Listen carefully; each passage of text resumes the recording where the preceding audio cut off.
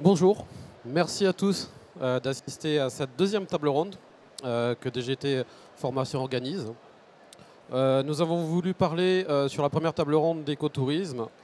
Sur cette deuxième table ronde, on va se focaliser sur le slow tourisme, une réponse à la quête d'authenticité des voyageurs, moins de vitesse, plus de valeur. Alors beaucoup de personnes peuvent connaître le slow tourisme ou se posent des questions. Nous avons souhaité inviter justement des personnes d'univers différents, mais en tous les cas engagés, qui ont beaucoup de choses à dire. Je pense que ça sera en tous les cas 45 minutes intéressantes et à la fin nous aurons quelques minutes si vous avez des questions. On va déjà présenter un petit peu tout le monde. Honneur aux dames. À ma droite, je te laisse te présenter, Claire. Alors, je suis Claire Sissionne et je représente en fait une marque de tour opérateur que j'ai fondée avec mon mari il y a 4 ans maintenant, qui s'appelle Slow Trotter. Et voilà, je vous expliquerai comment le slow tourisme est dans notre ADN depuis le début. Ève, à toi. Bonjour à toutes et tous. Donc Ève Chouamet, responsable RSE pour le groupe Marieton Développement et ses marques. Donc Havas Voyage, Ailleurs Voyage, des tours opérateurs, etc. Et à mon tour, bonjour à tous. Donc, je suis Pierre Tognazzini, le fondateur des Movert. Donc, Movert, une plateforme web sur laquelle on trouve une offre touristique française, authentique et éco-responsable. Merci beaucoup d'être tous là. Merci à vous tous. On va commencer par une question un petit peu générale pour vous. Qu'est-ce que le slow tourisme évoque pour vous concrètement dans votre métier, au quotidien, ou en tous les cas, la thématique, est-ce qu'elle fait sens? Est-ce que vous avez déjà entendu parler? Oui, j'en suis sûr. Qu'est-ce qu'elle évoque pour vous? Claire, alors, je sais que ça t'évoque beaucoup de choses, mais je te laisse un petit peu parler peut-être de ton ADN, qui est importante. Alors, le slow tourisme, en fait, pour moi, c'est comme une évidence. Une évidence dans la façon de voyager, parce que si on va à la rencontre de territoires, c'est forcément de cette manière-là, c'est-à-dire en prenant le temps de la rencontre, le temps de l'expérience, le temps du partage, et tout ça dans le respect du vivant, donc qui rassemble tout le vivant, donc les humains, les végétaux, les animaux. Et c'est vraiment tout ce qu'on a voulu insérer en fait dans la production de voyages que l'on propose à nos clients, et en prenant donc plus de temps, ce qui fait que tous les voyages que nous proposons sont plutôt plus longs que la moyenne que l'on trouve en général chez les tours opérateurs. Encore une fois, parce qu'on ne peut pas aller loin, au bout du monde, pour cette nuit. Ça nous paraît une incohérence totale. Et voilà, donc le slow tourisme, ça représente vraiment ça, le temps long, le temps du partage, de la rencontre et de l'expérience. Parfait. Ève, un petit mot sur le slow tourisme. Alors je sais que tu es plus sur la partie RSE qui englobe beaucoup de choses, mais on va dire peut-être personnellement ou professionnellement, Oui. Qu'est-ce que ça peut t'interpeller? Alors, effectivement, c'est un concept en fait, moi qui me parle beaucoup, puisque mes vacances personnelles, alors je ne suis pas là pour parler de moi du tout, je suis juste là pour dire que en étant convaincu sur certaines manières de voyager, on peut aussi faire bouger les choses sur des grands groupes et sur aussi du mass market. Ou alors des plus petites entités qui vont aussi bouger et qui font partie d'un grand groupe. Et c'est en essayant de faire cette conjonction-là qu'on peut réussir à faire bouger les lignes. Donc moi, à titre personnel, effectivement, je voyage en vélo et en train vélo et je peux faire 500-600 km dans mes 10 jours ou 15 jours de vacances, ou aller sur du voyage éco-volontaire. Donc Ouais. ça, c'est vraiment à titre personnel. Et donc, je teste le slow tourisme après avoir parcouru un peu trop la planète. Maintenant, c'est comme ça que je switch. Et le slow tourisme,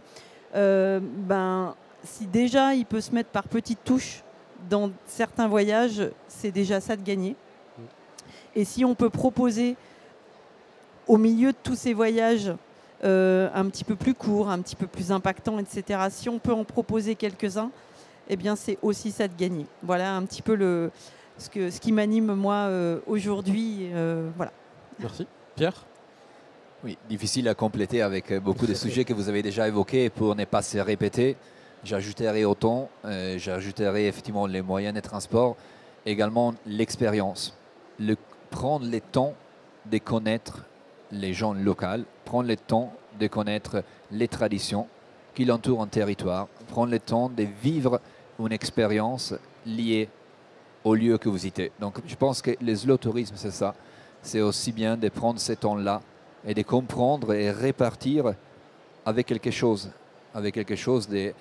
de compréhension des territoires, qui soit un territoire dans l'aspect historique, naturel, ou tout autre aspect, gastronomique, donc de répartir avec quelque chose et de donner quelque chose aussi. Voilà le slow tourisme. Merci Pierre. On va rentrer plus précisément, Claire, je pense sur une question qui vraiment va intéresser un petit peu tout le monde. Au niveau de slow trotter, pourquoi avoir fait ce pari du slow et comment se traduit-il concrètement dans les offres? Comment fonctionnez-vous? Alors, comme je le disais, pour moi, c'est pas un pari en fait. C'est quelque chose d'évident, mais en tout cas, il a fallu malgré tout conceptualiser l'idée, la façon de voyager qu'il y avait dans nos têtes, et puis le faire comprendre à nos partenaires, parce que on n'est pas tout seul pour créer des voyages. On a besoin aussi de gens de confiance dans les territoires qu'on a choisis. Et d'ailleurs, c'est aussi ce qui a fait qu'on a choisi certains pays et pas d'autres. Parce qu'on a considéré qu'il y avait des endroits où ce n'était pas possible pour X raisons. Parce que le pays n'est pas prêt, parce qu'il est dans une avancée dingue économique et qu'il ne réfléchit pas à ça. Et il a déjà fallu qu'on choisisse des lieux où on pouvait proposer ce genre de voyage-là. Ça représente du coup finalement peu de destinations aujourd'hui dans notre offre. Hein. On a 10 pays seulement dans lesquels on peut proposer ce genre de voyage. Et puis créer une charte. Et pour la créer auprès de ses partenaires et monter vraiment un contrat de partenariat engagé avec eux, il a fallu aussi réfléchir à qu'est-ce qu'on leur demande, comment ils vont construire cette offre-là. Et on s'est fait aider en fait pour ça de choses qui existaient déjà.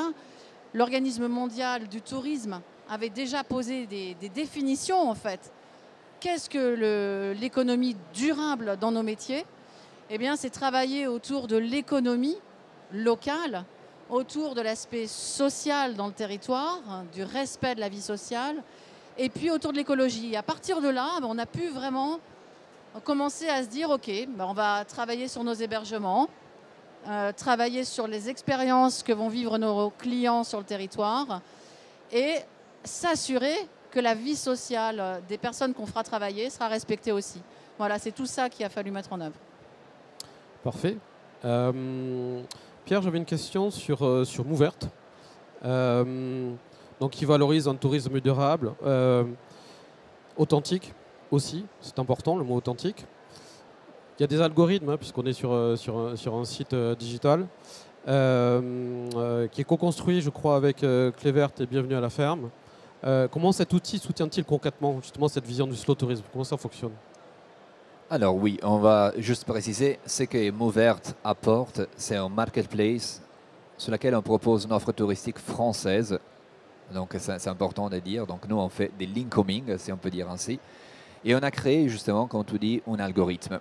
Un algorithme qui permet aujourd'hui des hébergeurs qui veulent rentrer dans la collection Mouverte de pouvoir comprendre leur niveau d'éco-responsabilité et authenticité. Cet algorithme, on ne l'a pas construit tout seul. Donc on l'a construit avec la coopération des labels Clévert, que tout le monde connaît, pour la partie éco-responsable. Et pour la partie authenticité, on s'est fait accompagner par Bienvenue à la ferme, l'association qui est liée aux chambres des agricultures. Donc cet algorithme permet de faire une photographie et dire oui, vous madame, vous avez un hébergement, vous êtes déjà prêt pour rentrer dans la collection Mouverte. On va vous attribuer 3, 4 ou 5 ponts de pain. Vous voyez, ce n'est pas un label, je précise bien, c'est juste un scoring, si on peut parler comme ça. Si vous n'êtes pas prête, nous, on a une équipe qui peut vous accompagner, si vous le souhaitez, à rentrer dans la transition écologique, à pouvoir vous accompagner à changer votre offre touristique, la rendre plus éco-responsable et passer donc un cap et accompagner l'offre touristique française vers l'éco-responsabilité et vers l'authenticité. Donc ça, c'est le côté offre. Et après, effectivement, on va parler tout à l'heure de la côté donc, client qui va vouloir aujourd'hui consommer un produit qui est plus authentique et éco-responsable en France. Merci Pierre. Ève, dans le groupe Marieton Havas Voyage. Meilleur voyage. Exactement. Comment vous structurez au final vos stratégies RSE et quelle grande orientation avez-vous définie aujourd'hui? Ok. Alors, on a initié la démarche RSE, je dirais, de manière un peu plus forte. Ça fait 4 ans. C'était en septembre 2021. Et comment elle est structurée? On y est rentré par le biais environnement et économie. Il faut savoir que Marieton Développement, c'est le voyage d'affaires, c'est le loisir avec des agences de voyage, c'est la production avec des tours opérateurs et c'est aussi les groupes loisirs et le MICE et l'événementiel. Donc c'est un peu tous les métiers du tourisme et il a fallu aussi trancher et choisir comment rentrer en RSE. On ne peut pas tout faire du jour au lendemain, c'est une vraie démarche progressive et humble. Faut vraiment garder de l'humilité et savoir à quoi s'attaquer pour avoir des résultats et pour aussi avoir une bonne feuille de route et pour pouvoir aussi embarquer les équipes. Donc on a commencé par la partie environnementale, on a effectué effectivement notre bilan carbone et puis on a répondu à des exigences de nos entreprises clientes qui elles-mêmes devaient faire leur bilan, etc., etc.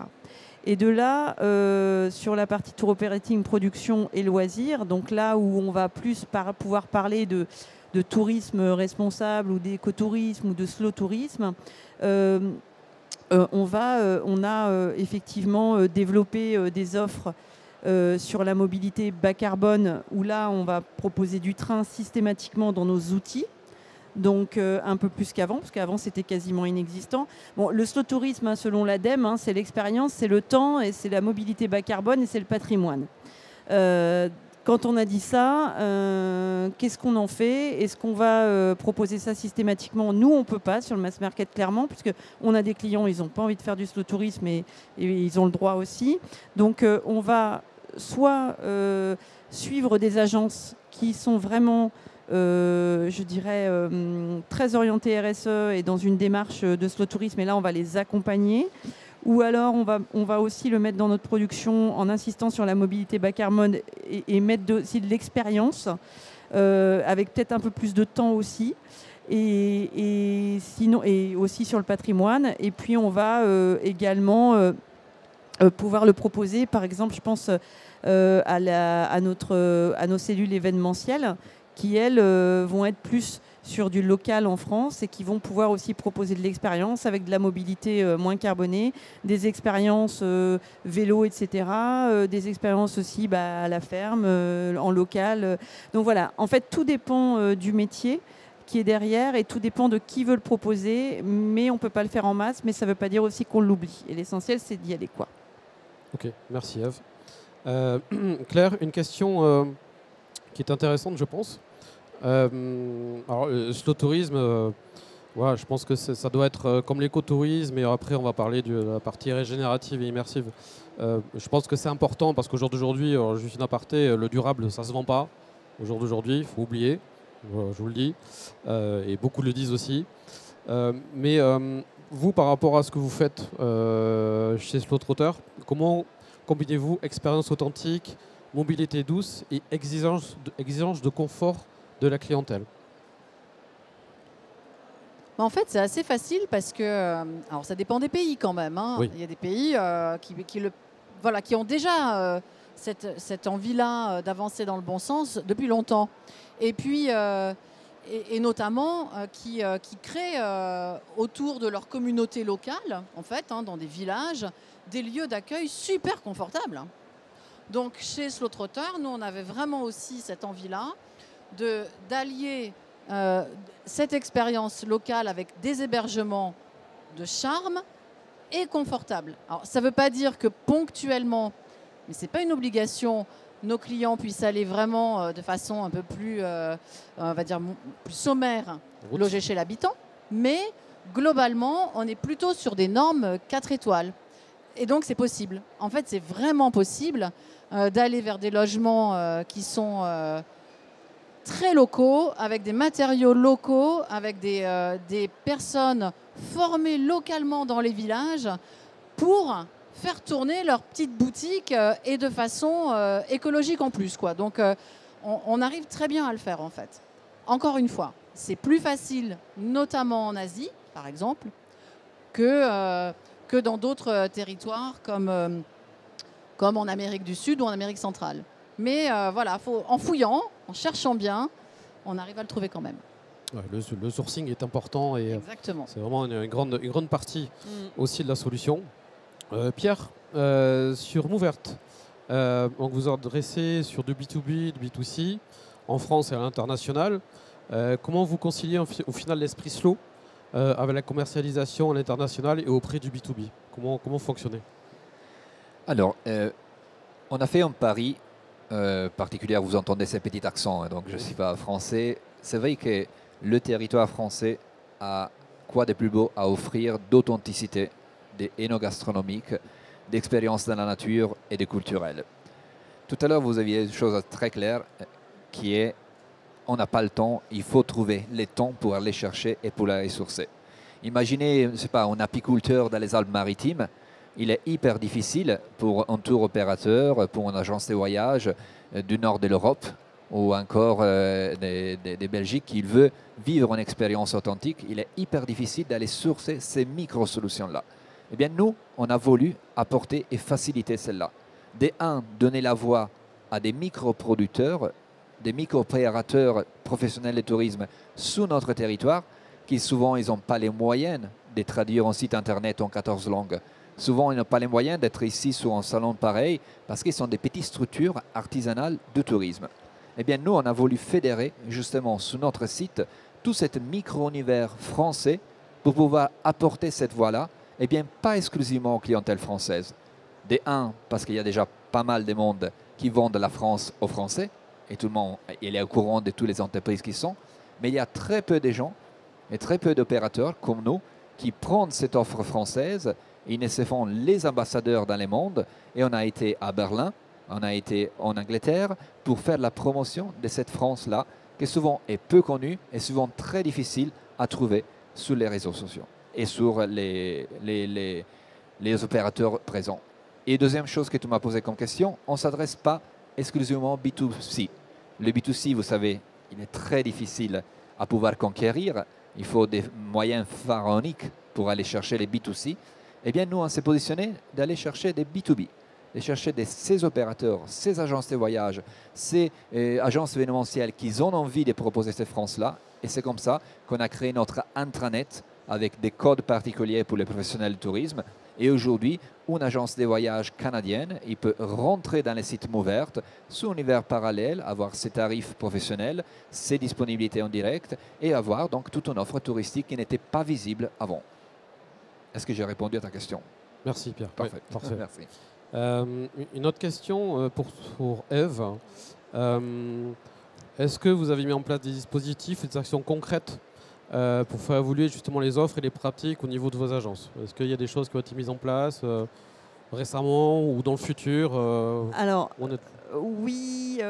Alors, déjà, ce qui est très important, c'est la partie sensibilisation et de pouvoir capter à travers cette sensibilisation les sensibilités, les personnes qui sont intéressées par le fait de proposer du tourisme un peu plus respectueux, un peu plus lent, un peu plus durable. Donc nous, on a des modules de sensibilisation interne que j'anime moi-même. J'ai été formée pour ça, pour construire ce module et pour pouvoir aussi ensuite former les équipes.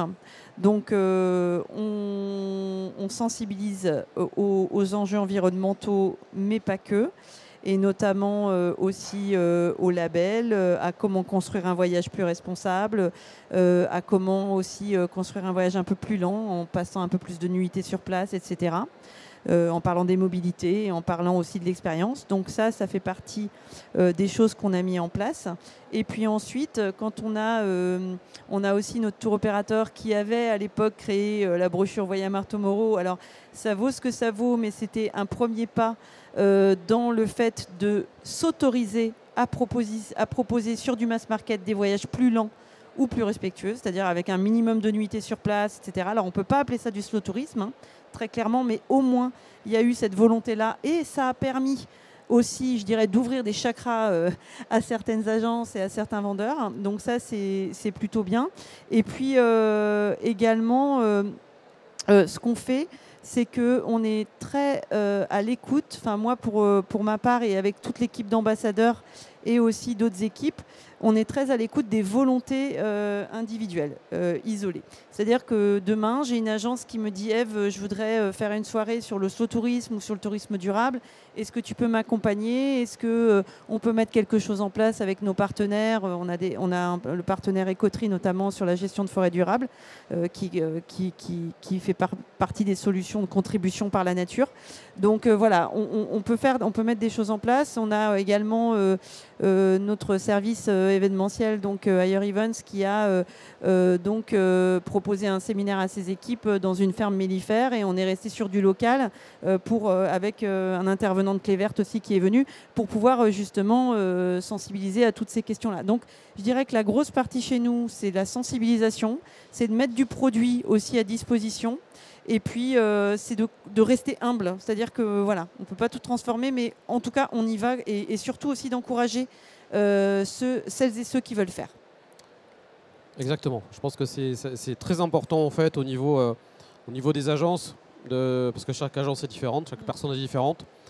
Il y a des personnes qui sont, on va dire, engagées, qui veulent vraiment avancer. Donc c'est bien de donner les moyens, donner les outils, de dire voilà, vous avez ça à disposition, vous pouvez avancer.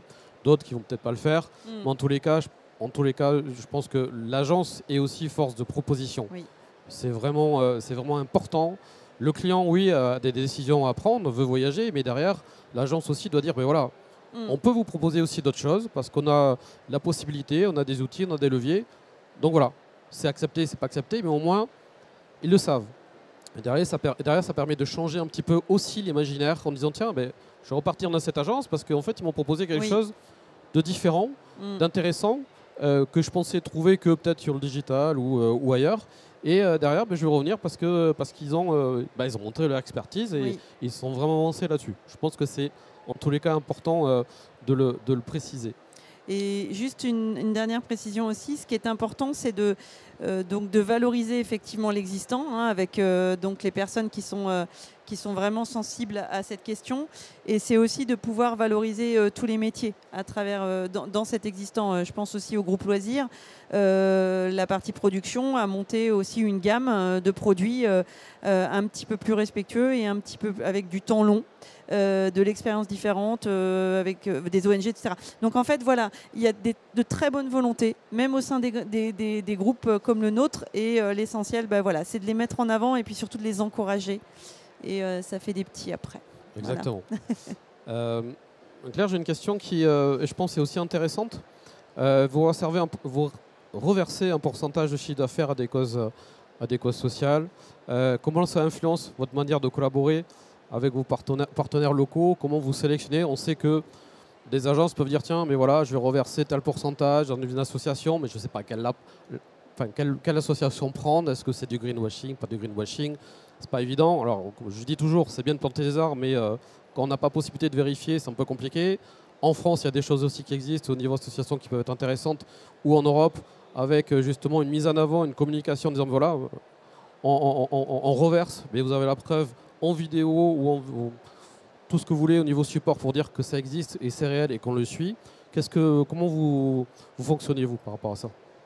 Alors, on a eu cette réflexion dès le départ, en fait, et au début, on était parti sur le choix de la facilité, pour nous, en tout cas. C'était d'opter pour une grande association qui travaillait, qui œuvrait en ce sens et qui utilisait la compensation carbone. J'aime absolument pas ce terme, il est affreux. Faut plus le dire.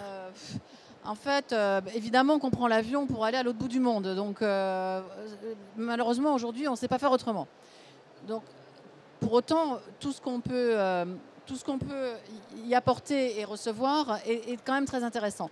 Mais du coup, pour nous, ça a été quand même un levier intéressant à travailler sur...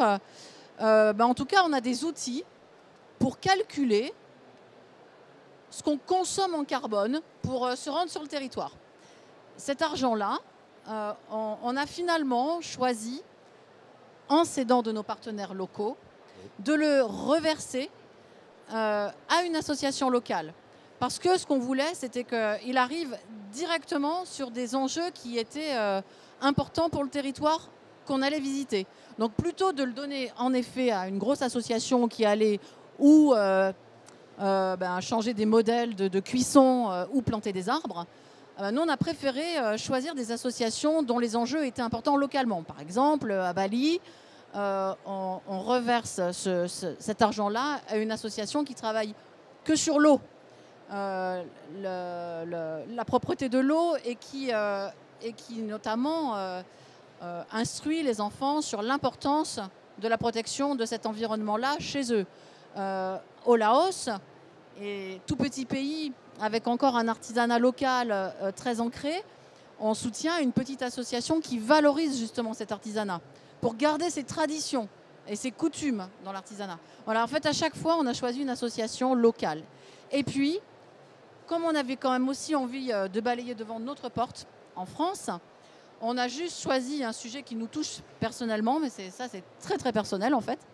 C'est la faim, qui est un sujet pour nous vraiment insupportable. Et on reverse du coup 1% du montant des voyages au Resto du Cœur. Et ça, c'est pas le client qui paye, et c'est vraiment juste notre choix à nous de reverser cet argent-là à une association française. Et sinon, pour le reste, c'est la partie compensation carbone qui va au territoire. Ok, merci. Très intéressant. J'ai une question pour Ève. Oui. On parle du slow tourisme, vous en avez parlé pas mal, mais est-ce que dans le futur, est-ce que ça va vraiment être un axe au final de plus en plus identifié, stratégique, ou c'est au final une tendance à accompagner pour les agences? Forcément, c'est selon les agences, mais est-ce qu'au final, il ne faut pas que ça soit encore plus descendant, qu'il y ait plus de leviers, plus d'actions, plus de communication en interne, plus de choses pour que derrière, les agences qui sont au final entre deux se disent tiens, allez, on va quand même y aller, quoi. J'en rêverais. Alors, est-ce que c'est stratégique? Est-ce que ça va être plus descendant? Clairement, la visibilité est compliquée. Parce qu'on est assez grand et puis comme je disais il y a beaucoup de métiers. On sait aussi que notre secteur est basé quand même sur l'aérien et que c'est un des secteurs qui est le plus difficilement décarbonable et sur lequel on a une très très peu de visibilité. Et slow tourisme, c'est aussi de la mobilité bas carbone. Donc voilà, on ne peut pas non plus dire qu'on va faire que du slow tourisme parce que si on prend vraiment la définition, clairement, on pourra pas y aller comme ça. Par contre, oui, il y a une tendance. Je pense que ça répond aussi à une demande, aussi bien une pression sociétale qu'environnementale. Donc de toute façon, pour moi, il faut y aller, c'est stratégique. Maintenant, sous combien de temps et comment ? J'ai plein d'idées et plein de choses, mais je suis pas seule. Et voilà. Mais en tout cas, oui, c'est pas du tout une question anecdotique. Et c'est quelque chose qui est important dans les visions du futur et d'un point de vue stratégique aussi. Maintenant, à quel niveau et à quelle échelle, je n'ai pas la réponse. Merci pour la franchise, en tous les cas. Pierre, un petit peu la même question. Est-ce qu'au final, c'est une tendance, une niche fragile, une réalité, un futur? Est-ce qu'il faut y aller? Puisqu'on c'est vrai qu'il y a eu beaucoup de conférences sur la partie durabilité, depuis des années. Et en fait, il manque au final cette partie basculement d'opérationnel d'y aller, de dire voilà, il y a des offres, ça existe, il faut avancer, il faut proposer, force de proposition, voilà. Est-ce qu'au final, on est encore voilà, entre deux ou il faut y aller hein? Alors, oui, la question est très vaste. Je pense qu'on mettrait pas mal de temps à discuter, donc c'est difficile de résumer ça en quelques mots. Moi, je pense qu'il y a un constat à faire. Donc, il y a une vraie volonté de consommer une offre touristique plus responsable. Ça, c'est en réalité. Donc, maintenant, la temporalité, c'est bien français, non, temporalité. La temporalité, mais parce que parfois, la temporalité, on ne la maîtrise pas. Est-ce que ça va prendre X années? Est-ce que ça va prendre 10 années? Ça, on ne sait pas répondre à cette question. Moi, j'aime bien faire deux exemples à cette question. Le premier, regardez la nourriture. Ça peut vous sembler banal, mais si on fait un pas en arrière de 15 ans, il y a 15 ans, on ne regardait pas vraiment ce qu'on mangeait, qui les produisait, comment on les produisait, etc. Aujourd'hui, regardez comment on fait très attention globalement à ce qu'on mange, comment il est produit, qui les produit, où il est produit. Donc on a vraiment un basculement sur la typologie de consommation alimentaire. Est-ce que demain, c'est une question ouverte, on commence aujourd'hui un chemin qui nous apportera à faire plus attention demain à comment on consomme le tourisme. Deuxième chose, je veux être encore plus réaliste sur la France et l'exemple d'autres pays. On imagine le Canada, ou mes pays natals, l'Italie. Vous savez, ils ont commencé l'agritourisme, on connaissait tous. Ils l'ont commencé il y a déjà 15 ans. Mais c'était un chemin très très long, hein, très très long. Et je vais vous donner des chiffres parce que c'est des choses concrètes qui sont intéressantes à analyser. 1,4 milliard d'euros de chiffre d'affaires dans l'agritourisme en 2023, impacté encore par la Covid et tout ce que vous savez.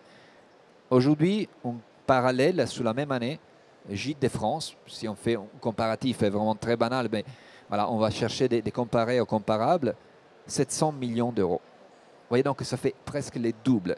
Un Allemand sur 4, il dépense son nuitée en agritourisme quand il voyage en Italie. Donc la France a toutes les ressources pour faire ça, tous. Donc il faut, et pour finir ma réponse, à mon sens peut-être mieux coordonner les différents métiers. Première, les mondes privés qu'on représente, des entreprises avec des perspectives commerciales, parce qu'il faut travailler pour gagner de l'argent. Deux, les mondes institutionnels. Les mondes institutionnels qui nous chapeautent avec des règles, des réglementations, des politiques importantes. Ça, c'est quelque chose qui est indéniable.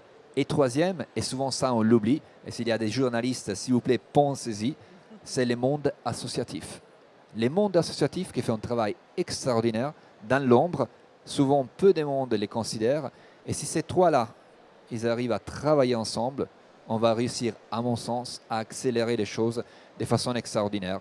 Et on a l'exemple de nos pays donc voisins, qui peut être l'Italie ou des pays lointains, comme le Canada, qui a réussi à faire vivre une offre écotouristique dans leur pays. J'ajouterai un quatrième quand même. Allez-y. Il y a le client qui est responsable aussi. Aussi. J'avais une petite question rapide avant de prendre des questions dans le public. Il y a, on va dire, un levier qui est très compliqué pour tout le monde. C'est général. C'est la partie communication. Comment communiquer? Est-ce que c'est facile? Est-ce que c'est compliqué? J'en parle tout le temps, mais il y a entre le greenwashing, le greenwashing, il y a beaucoup de choses. Quelle est, par exemple, Claire, au niveau de la partie communication, comment ça se passe? Est-ce que c'est pas évident? Alors, Slow Trotter, forcément, ça annonce déjà, on va dire, ce que vous faites, mais est-ce qu'il y a eu des difficultés? Est-ce qu'il y a des freins? Est-ce que c'est pas évident? Alors, il n'est pas très difficile de communiquer, c'est-à-dire de choisir les bons termes. Et puis on s'est fait aider en rentrant dans un label. Hier, j'ai reçu avec grande fierté notre certification Travel Life. Alors, même si on peut tout critiquer, pour autant, s'engager dans ce type de label, c'est des heures de travail, justement aussi sur les communications. Comment on peut valoriser en fait ce qu'on fait de façon sincère. Parce que la démarche, même si elle est sincère, elle est forcément à un moment donné critiquable. On n'est pas parfait. Donc communiquer, c'est pas si compliqué, c'est se faire entendre qui est difficile. C'est que ce qu'on dise soit entendu, vu. Et dans le monde du tourisme, en fait, on est toute petite aiguille dans une énorme botte de foin. Et c'est là toute la difficulté en fait pour nous aujourd'hui d'exister. D'où aussi le village des initiatives durables qui sert à, Bravo. qui sert à super transition, qui sert à justement à mettre en avant justement toutes ces structures, petites structures tout au long de ces 3 jours. Pareil, la communication. Alors, on parle de label. Travel Life est connu en tous les cas de beaucoup, de plus en plus. Il y a aussi, soit label ou pas, je parle de greenwashing, en fait, de dire on fait plein d'actions, mais on a peur, au final, de le dire pour se faire taper sur les doigts. Donc, on est sur du greenwashing, alors que le greenwashing, on fait des choses, mais c'est de la peinture verte. Donc, voilà, il n'y a rien de vraiment de creusé. Mais au niveau, je pense qu'au niveau label, c'est important aussi de dire que c'est pas juste un logo, c'est pas juste ce qu'on accole sur un site internet. Le plus important, c'est ce que l'on va dire aux clients, aux voyageurs. C'est quoi? Comment ça se passe avec des mots simples pour que justement le voyageur se dise « Ah ben j'ai compris, c'est clair pour moi ». Et après, avec le bouche à oreille, il va dire « Oui, mais eux, ils ont Travel Life, c'est quoi ?»« Ah ben je t'explique en 2 minutes. » Et après, c'est parti. Voilà. C'est vraiment ça qui est très important. Et pas juste dire « Oui, Travel Life, on a un référentiel, blabla, etc. » Oui, mais le voyageur, il est pas là-dedans. Il faut vraiment des choses concrètes, des choses vraiment, vraiment réelles. Donc, je ne sais pas vous, par rapport justement, alors on déborde un peu, mais cette partie communication, cette partie peut-être label, quel est votre sentiment là-dessus? J'y vais. Bon. Au niveau de la communication, alors oui, c'est toujours ça peut être un sujet effectivement compliqué. Maintenant, il faut se décomplexer. Ça peut faire très très peur de parler effectivement des pratiques, des bonnes pratiques, parce qu'on a toujours peur de se faire retoquer on a toujours peur. On peut avoir peur.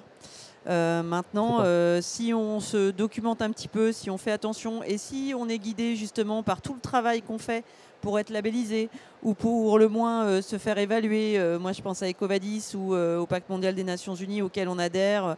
On se fait aussi évaluer par EcoVadis. Eh bien, ça permet aussi de s'entraîner à dire les bonnes choses et puis à valoriser aussi ce qu'on sait faire et en toute humilité, mais sans complexe aussi. Pour autant. Après, il y a des mots qu'il ne faut plus utiliser. On sait que compenser, il ne faut plus l'utiliser. On pouvait l'utiliser encore il y a 5 ans, mais on ne compensera jamais ce qu'on émet. Donc, on contribue autrement. Et puis voilà. Et puis après, une fois qu'on est sûr de ce qu'on fait, effectivement, et qu'on sait qu'on a fait les bons choix, qui ne seront jamais les meilleurs ou parfaits, comme disait Claire, c'est Claire, ton prénom, pardon. Voilà, comme disait Claire, c'est pas parfait, mais en tout cas, il faut savoir dire ce qu'on fait et comment on le fait, en tout cas. Voilà. Merci. Pierre, un petit mot? À nouveau, je ne vais pas répéter les mêmes choses qui ont été dites, mais il faut avoir le courage de faire les premiers pas. Si on a peur, et bien évidemment, on peut faire des erreurs, bien évidemment, on peut faire des pas en travers, eh bien, ce n'est pas grave. On va apprendre de ces pas-là et au contraire, ça va nous rendre plus forts. Si autrement, on reste dans l'immobilisme, à nouveau, c'est un beau mot, immobilisme, oui, c'est vrai. Immobilisme, on ne fait plus rien. Donc, je préfère faire des erreurs, je préfère me faire toquer, mais aujourd'hui, je pense qu'il faut avancer, il faut être courageux.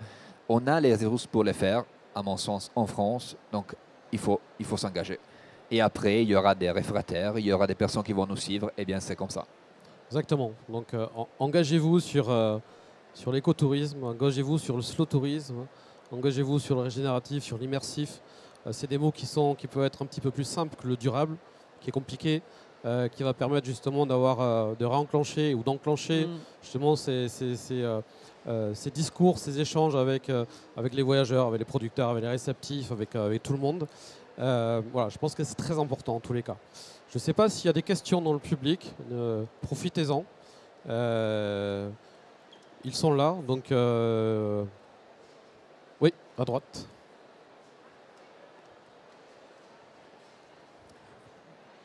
Bonjour, Sophanie, j'ai une agence de voyage au Cambodge, je suis réceptif au Cambodge. ma question est, à combien de jours on peut considérer du slow travel? Parce que je fais du circuit du sur-mesure et des fois, on me demande de faire des petits circuits de 12 jours. Et ça m'est arrivé de refuser le fait que c'est trop court parce que de l'Europe en Asie, le vol avec les escales et tout, ça fait long comme voyage. Et en général, j'ai beaucoup de demandes que je fais des circuits de 18, 20 jours. Et les gens, ils reviennent en plus, ils retournent parce que le fait d'avoir du temps pour voyager et découvrir, mais ils n'ont pas fait l'autre partie du Cambodge. Et moi, ma question, c'était ça. C'est à combien de jours on peut dire que ce n'est pas du slow travel? Claire, peut-être? C'est difficile. Évidemment, on aimerait pouvoir passer beaucoup de temps sur un pays, sur un territoire pour le découvrir. Et puis le Cambodge, c'est un grand pays en l'occurrence. Et puis, les routes, on ne roule pas à 120 km/h non plus au Cambodge. Hein. Mais il faut être pragmatique aussi. Parce qu'en l'occurrence, nous, on propose que du voyage privatif avec chauffeur et guide. Parce que pour nous, c'est une pièce maîtresse dans le voyage. C'est la première personne qu'on va rencontrer et qui va partager la culture aussi du territoire. Et donc, ça a un coût. Et donc, le pragmatisme va faire que, pour nous, en l'occurrence, par exemple, au Cambodge, un minimum sera de 2 semaines. Mais si on peut partir 3 semaines, c'est que mieux. On est bien d'accord. Et de toute façon, on fera ce qu'on peut aussi avec ce que le client est en capacité de faire. On refusera aussi de faire une vente en 7 jours, par exemple, typiquement.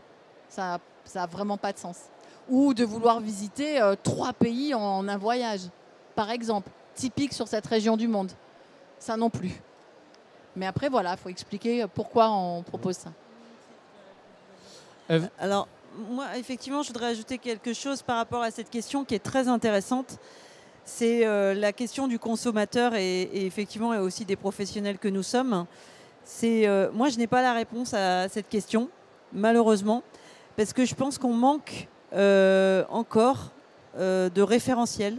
On manque de certaines normes pour catégoriser tel ou tel type de tourisme.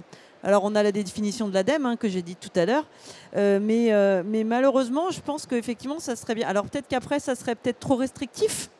Je ne sais pas quelle est la meilleure solution. Mais par contre, ça pose question de se dire qu'est-ce qu'on met derrière tel mot. Et avec tous ces mots-là, c'est vrai qu'on peut être un petit peu perdu et y perdre un petit peu son latin. Voilà. Et nous-mêmes, les premiers, on y participe. C'est-à-dire que moi, je peux pas dire que ce qu'on propose, ça va être du slow tourisme pur et dur, etc. Donc, je suis très, très humble aussi dans ce qu'on propose nous. Je sais que moi, l'idée, c'est d'y tendre, d'y aller. Mais après, j'ai pas la réponse à cette question-là et je tenais quand même à le préciser. Il faut rester humble aussi sur ce qu'on peut proposer. Merci Ève. Oui, pour aller un petit peu plus loin là-dessus, je pense que voilà, c'est vrai qu'il n'y a pas demain une agence peut dire je vais faire du slow tourisme et va faire l'inverse du slow tourisme ou va essayer de faire quelque chose, mais ce sera peut-être pas ça vraiment parce qu'il y a beaucoup de choses à intégrer. Maintenant, je dirais que il faut quand même aller passer le pas, Oui. se former. Encore une fois, c'est très important. Il y aura des tables rondes là-dessus, mais la formation doit re-rentrer au centre du jeu. C'est très important. Il y a beaucoup de structures qui le mettent un peu de côté, mais il faut vraiment le recentrer. Et voilà. Et demain, une agence qui va se dire tiens, le slow tourisme, j'y vais à fond, je vais me former, je vais creuser, je vais sourcer, je vais aller vraiment à fond là-dessus pour devenir, pourquoi pas, un expert ou avoir une expertise, comme on peut être expert des croisières, de l'aventure, etc. Voilà, au jour d'aujourd'hui, c'est des thématiques comme une autre. Il faut que ça soit intégré, il faut que ça soit proposé, vendu, on va dire, tranquillement, sereinement et avec confiance. Voilà. Je crois qu'on est à la fin. Une question peut-être ? Ouais, oui, allez-y. Enchantée, donc moi je m'appelle Joséphine et je suis consultante en communication spécialisée sur la transition écologique. Ma question aujourd'hui, c'est que les expériences du coup en tourisme durable dépendent aussi de, j'imagine, de gîtes, d'habitants, de lieux en tout cas qui tendent à vouloir aussi eux-mêmes être plus éco-responsables. Et il me semble que notamment vous accompagnez justement ces lieux à travers notamment le scoring et aussi un accompagnement derrière. Ma question, c'est quels sont les freins principaux aussi pour vraiment faire évoluer ces lieux qui sont par ailleurs peut-être aussi un peu isolés et jusqu'où va l'accompagnement pour les aider à aller plus loin? Alors là aussi, pour vous répondre, il faudrait pas Ouais. mal de temps, mais je vais chercher d'être vraiment très synthétique.